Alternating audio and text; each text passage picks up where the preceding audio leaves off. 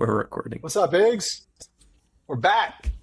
Episode 3 of the CashPod with myself, Daniel Taylor, co-founder and CEO of Bags, Ignacio, my friend, my co-founder, leads all things products and ops. And then we'll see if Will shows up. It's kind of always a hit or miss with him. We're just gonna let him float. Nah, he's doing the good work of continuing to work with our clients. But yes, this is the Cash Pod, a Bags podcast where we talk about all things cash, business growth, and all the things as it relates to running, growing, building businesses, because that's what we're here and that's what we're all about here at Bags, helping good businesses grow, right? So today's topic of conversation, which is extremely relevant to Bags and everything that we do, is all centered around mission-driven companies and why we think they're the future. Yeah, we're going to dive into it. There's a lot to unpack. But why don't we start with the basics, Iggs? Tell us, give me your interpretation of what a mission-driven company is. Yeah, I think it's one of those things where I just love that it's just it does what it says on the tin. It's very clear, right? Like it's a company that I think there's two sides of it. It's you have a deeper underlying social, environmental kind of impact driven mission about something that you as a culture or company or group of people just really deeply care about. But I also love the fact that it's a company. It makes money. It sustains itself. It works, right? And I think that especially in the environmental sustainability and governance world, people focus on the mission driven side, which is beautiful and really easy to talk and wax lyrical about, but sometimes forget about the company side, right? And I think what I love about the things that are interesting to us in this space is looking at both, right? It's an organization that is for profit, that's making money, that's paying its people well, that's taking care of the organizational parts of things and operating well. And on top of that, or maybe even because of that, is able to have a wider impact somewhere else. And yeah, I think what's cool is that it's usually focused, it's usually niche down, it's usually targeted, and it's very close to the team's heart, whether the team is the co-founding team or the wider team. Yeah, I think that's how I define it, and I'd put in equal balance on both. I think you bring up. I'm glad you took it in that direction because this element of sustainability, right, when building a business is something that we talk a lot about. Something that I think you probably spent a lot of time thinking about when we were building Brown. But I think within the lens of these businesses being the businesses of the future, I think there's to your point. I think there's a unifying element to being a mission driven business, right? It's a way to orient your team, your goal, your actions, your product around a particular problem or impact. But two, I think the sustainableness, aka the business objectively being able to sustain itself from a financial perspective, is actually the thing that will continue to power that mission forward. Which isn't always an easy thing to do, right? And I think that's something that people always forget. It's yeah, we get started and this is our mission, and then things happen that you weren't expecting, and you make a left or a right turn, and you're wait, how do we sort of stay back to the center? But Eggs, I want to touch on something that you said at the end and have you dive into it a little bit more. Talk about the impact specifically of mission on team, right? Because I think that's something that even for us as founders, building Bags has been something that we've navigated, but also potentially can be a real strength. So talk about how mission could be a strength for your team. Yeah, I think that's a great question, or a great focal point for us, because I remember the earliest days when we were thinking okay, are we going to work together? We're friends. We've done little projects before, but this is kind of a lifelong thing that we might be embarking on. What are your non-negotiables, right? We sat down, the three of us, and we asked what are your non-negotiables? And I remember you walk into those conversations a little nervous because you don't really know exactly what's under the hood of someone else's head. And I remember super clearly, you looked at us and you're like, guys, I know we're gonna have to pivot. I know we're gonna have to change. But like one thing that I care about very deeply is supporting people of color in entrepreneurship. That's what I care about. And that's non-negotiable for me. And I like, dude, I'm like kind of getting goosebumps because there's a really beautiful moment of just like such clarity on like what you care about. And the cool thing I think for the three of us is that the like triple Venn diagram of what we cared about is like immense overlap, right? Yep. Like we all care super deeply about how helping people that don't necessarily have access to building a business or to growing their business or to being entrepreneurs to make that happen. And so I think just like from that first moment of when the team was Mm. like three people just starting to come together, it gives you a sense of like identity in an organization that usually takes, I think, much longer to develop when it is a little bit more commercially driven, because then the Yep. culture that you have to build is a little bit more organic, it's a little bit more malleable, it's not anchored to something so firm. So I think first it gives you that like kind of stake in the ground, this is who we are from day one. And or more of a stake in the ground, I think it's like kind of like a lightning rod for talent in the sense that Mm.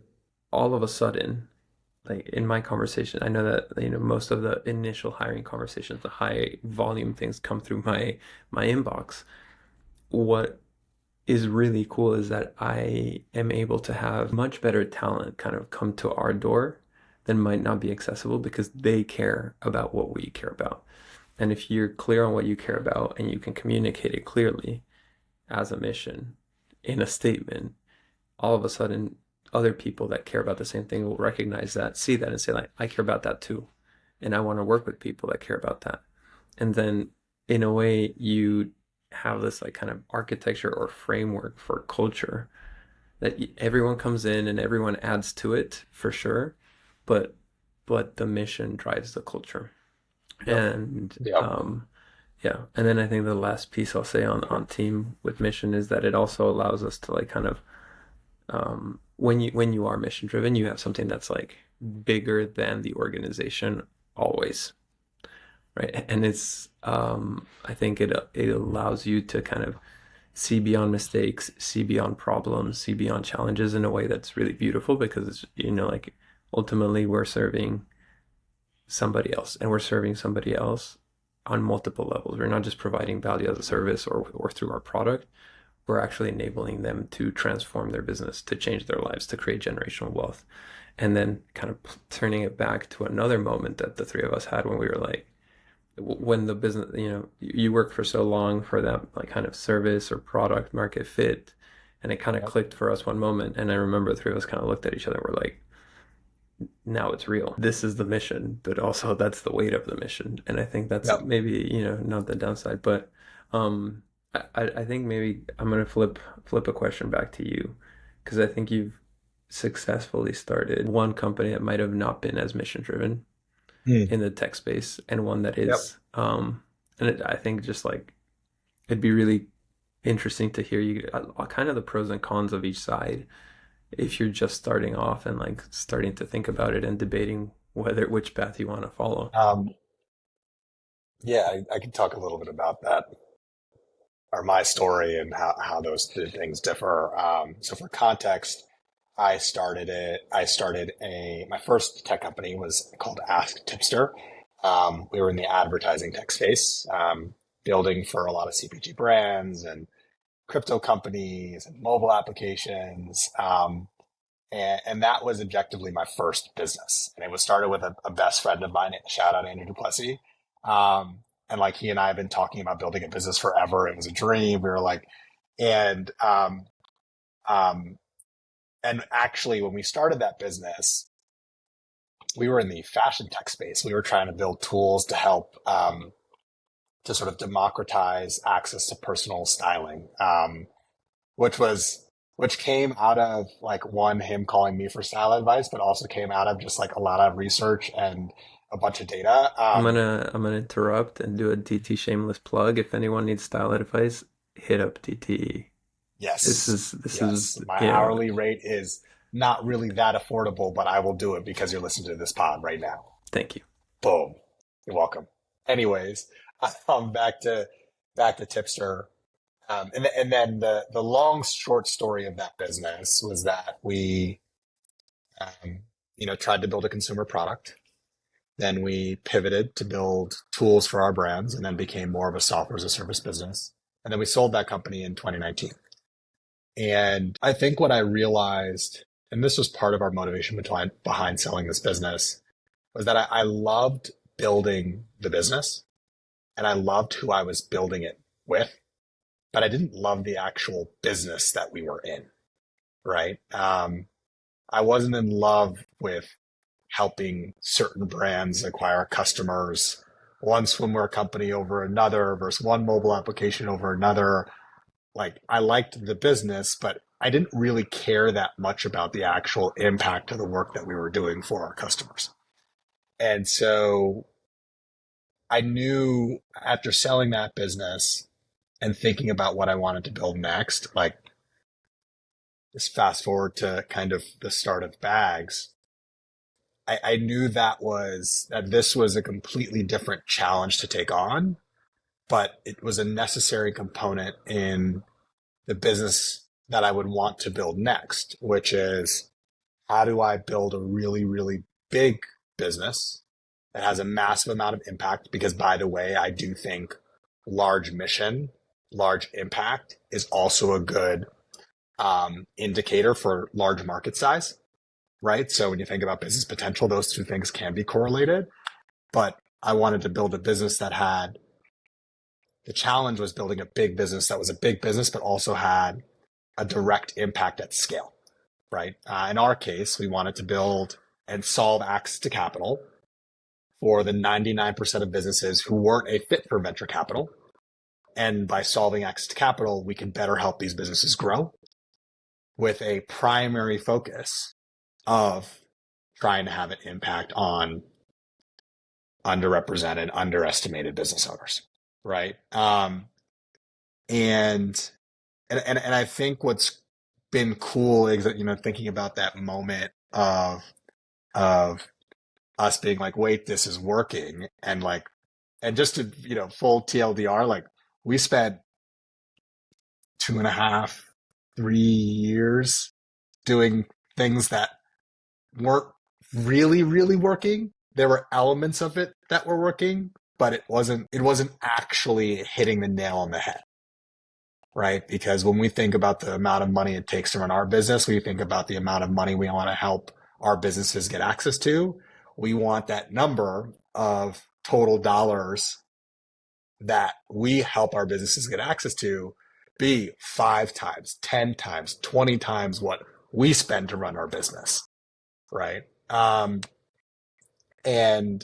so I've actually really enjoyed building this business better. And objectively, I actually think, because we've been so impact and mission driven, we have the opportunity to actually build a bigger business because of it, because it's a bigger pain point that we all resonate with. And if you talk to any single person who's on our team, it like deeply resonates with them as well, right? So yeah, I definitely think, like, part of the game of being a founder is, like, you need to get involved, you need to dive in, you need to, I'd say the getting through the definition of becoming a founder is, like, make something and sell it to somebody once. Like, for me, that's now you have a business. And so sometimes that is not in a business that you're truly passionate about, and that's okay. Sometimes you just need to get started, and that was kind of my journey. But really, the goal is to take those learnings and then potentially drive it into a mission-driven business. But even really, really thinking from the get-go around how mission is at the center of what you do, I think will result in a better propensity for you to build a bigger and better business. Yeah, I agree with that. I will call out that I think sometimes like passion might be a red herring when it comes to mission, Mm, in the sense that, like, I think for you, for example, it lines up really well that your passion and our mission is totally overlapped. But I think yep. for some folks, like, it's okay to not be passionate about it and just be Yeah. passionate. Like, for example, You might not be passionate about the specific mission, but you might be passionate about working at a mission driven place or building a mission driven company, in the sense that you're Correct. passionate just like about the kind of, I guess it's level higher, level lower thing of just like, I'm Yep. passionate about making the world around me better. I think that's like Yep. the core of the mission driven thing. Yep. And, for some folks, that's enough, right? Like, I just want to make it better. I don't care if it's, making energy a little bit more clean or making small Yep. business a little bit more robust, whatever it might be. That's enough of a motivation to start or drive a mission driven vehicle. Because I think sometimes, and the only reason I kind of just like raise that flag a little bit is because I've been stuck sometimes of like, I'm not passionate enough about this. Maybe I shouldn't do it. When it's just like all I care about is making things a little bit better. And then by realizing that I want to make things a little bit better, I started kind of whittling down the path to realizing that I want to make business owners' lives better. I want to make good Mm. people run great businesses that sustain them and their families. Like that's what I care about. Um, and it's been yeah, I think I just raised that flag. Um, and I think another piece. So one kind of core point you made is purpose kind of amplifies your potential for impact, which amplifies your kind of potential market, right? I Yep. think that's kind of like the wide side of things. What I'm also interested in is talking a little bit and sharing our experience with how mission verticalizes your relationship with Mm. customers, and how it like just creates that deeper bond, I guess, instead of, we have a wider customer base we can hit, but I think we also have the potential to go really deep with them. Do you want to kind of gem on that a little bit? Yeah. So I'm gonna start with, and I think we've experienced this when going through our process, right? There's a problem that you typically, or a mission that you as founders and initial builders like sort of set out to pursue, or a problem that you wanted to solve. But sometimes, right, that problem, and there's a motivation behind that. And sometimes the problem that you think you're initially solving isn't necessarily the real underlying goal of your customer when you're talking to them, right? And so, like to give you an example of bags, we wanted to solve access to capital, right? That was our main thing on the board. But then we realized when talking to our business owners, like what they were really trying to solve for is business growth, right? And so by solving access to capital, we could solve business growth. And then for us, spending the first couple years really understanding the types of businesses, customers within our segments, meaning minority and women owned businesses, amongst other categories, we realized that there were certain segments that were being started more frequently than others. And so we went a layer deeper within that and said, wait, there's a couple types of businesses for us. CPG is a major one, service, followed by service businesses as well, where there were unique problems here within their customers, within this customer set, where there was a large enough sample size, but also an area of opportunity for us to be really, really direct and intentional around who we're reaching out to and what we're building for and who we're building for, knowing that if we solve for that customer, we could potentially solve for others in the future. But I don't know. I think there's the general fallacy of like, and to blame anybody, I blame venture more largely, venture capital, because part of the thing you do whenever you go to an accelerator or a boot camp, it's like, go tell me what's your TAM, what's your total addressable market, right? And you go through the exercise. It's 10 billion. It's 30 million businesses, and then you get really down to the math. Like in the case of our size business, okay, there's 24, 25 million businesses within our target segment. To be clear, bags would be $100 million a year business if we had 15, 20,000 businesses less, right? So you really do not, as much as it's about going wide, it's actually, once you go wide, it's about digging in a layer deeper, digging in a layer deeper, digging in a layer deeper. Once you get to that layer of true pain point, then understanding actually what your customers want at the end of it, and then start to build an experience, a product, service, solution. Um, So you got to kind of go wide and then like narrow it down and narrow it down. Cause I don't know, I have a friend who, uh, just sells, um, toilet partitions, the handlebars in restrooms. Amazing. And it's an 8 figure a year business, right? Very, very, very simple product, Yeah. set up a supply chain, did the work to sell to customers and win business, has good customer satisfaction, and he's building a profitable, sustainable business that's solving one element of one piece of the supply chain within the toilet industry. Not sexy, but damn, But it good works. business. Yeah, it's a great business. And I think actually kind of to just like maybe add the final point there that I would say on like it lets you verticalize on the problem, which I love. I think it lets you simplify the solution, which I also love. And then I think the third piece is that it allows you to communicate in a way that, and by it, I mean mission. Just like having a clear mission allows you to communicate in a way that's like tangibly much clearer because you know exactly what you're trying to do from the get-go, but also intangibly much more powerfully with your customers because you Yes. just like care.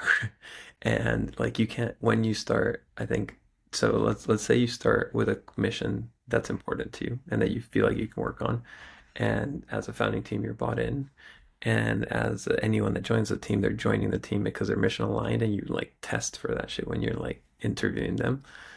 All of a sudden anyone that's talking about the business is going to be psyched about it, and they're okay to like get emotional about it in a good way, right? Like they care about the customer. They I think it creates and the word that we were floating around, I think just like thinking about this is like it creates a sense of authenticity that I think a lot of brands like strive for and spend years building and working on. um, right, like you can't fake it, or you don't need Yep. to fake it when you care. Yep. And I think that also is kind of like, I think that just like kind of the third layer of like how you can drill in deeper in a way that's really special for mission driven companies. Oh, wow. Hey, well, Surprise. surprise.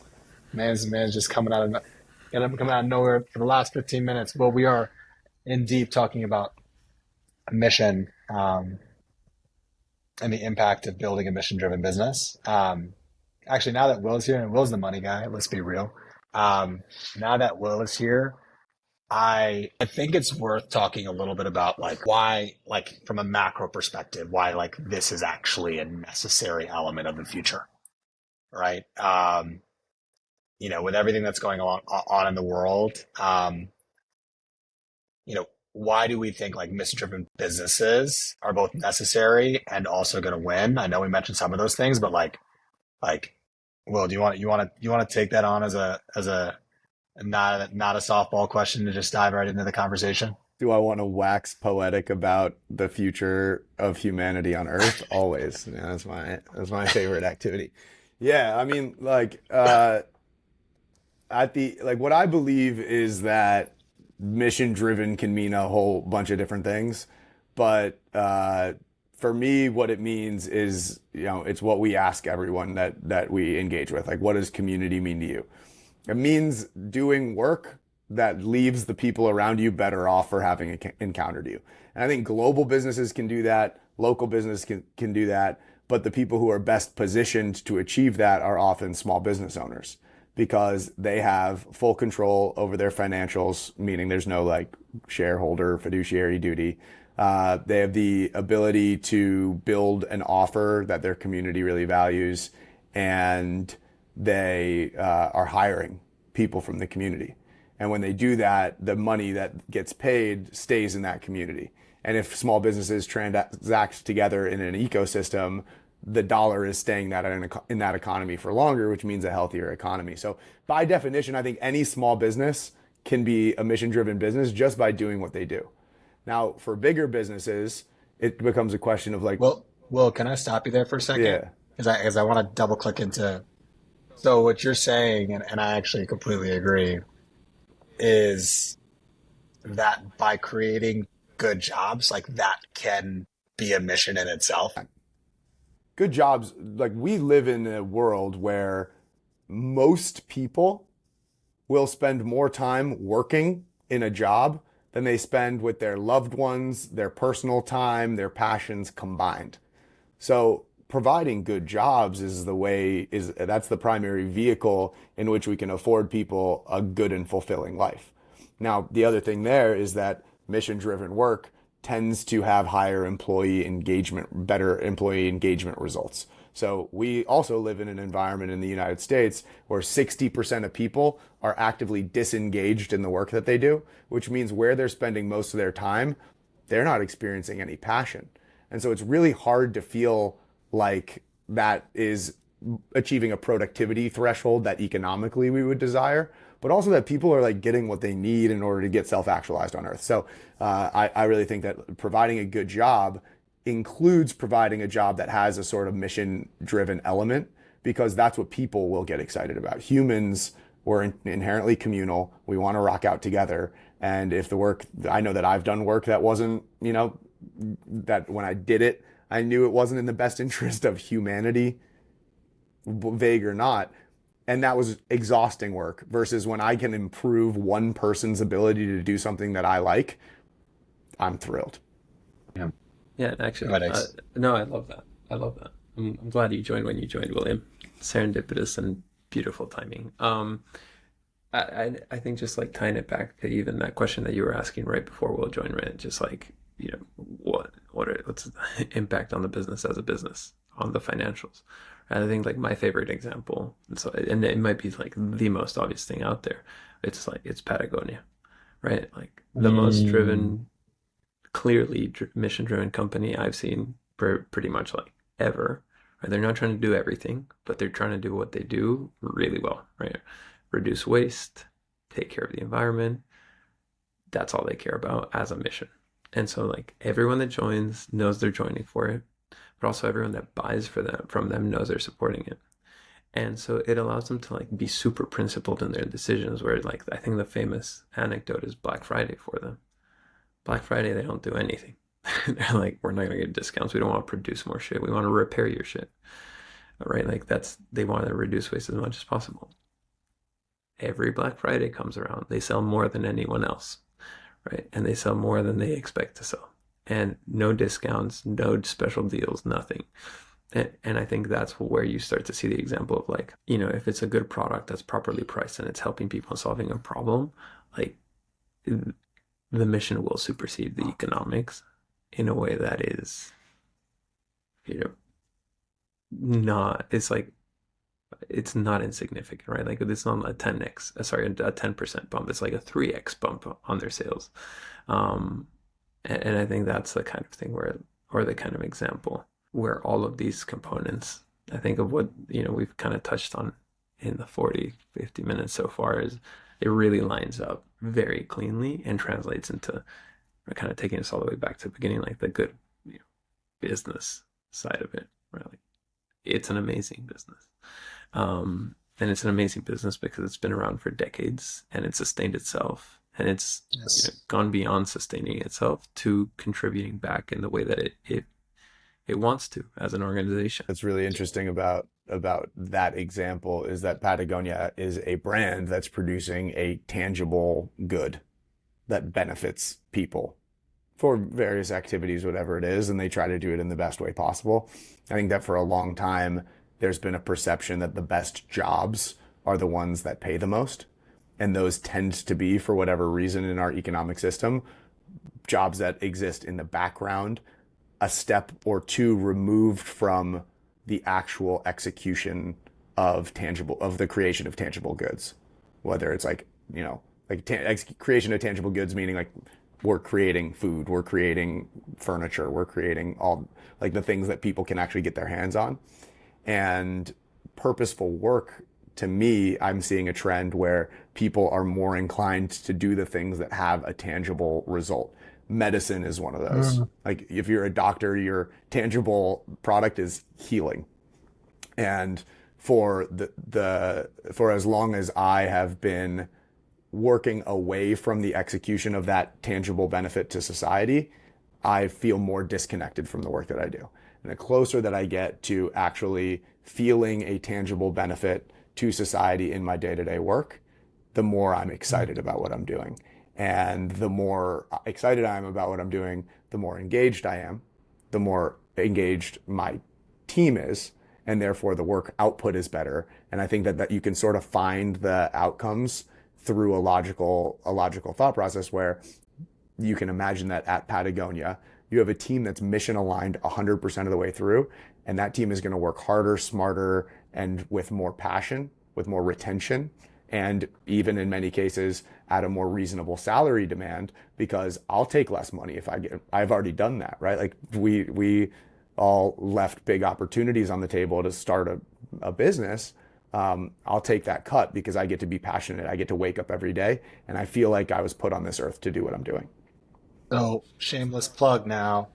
If you're interested in our mission, and if any of this does excite you, we are hiring. So hit us up. Would love to meet you. Would love to chat. Uh, yeah, we've had a lot of fun building a incredibly impactful mission-driven organization to date. But I want to make sure that we end this with some like action items.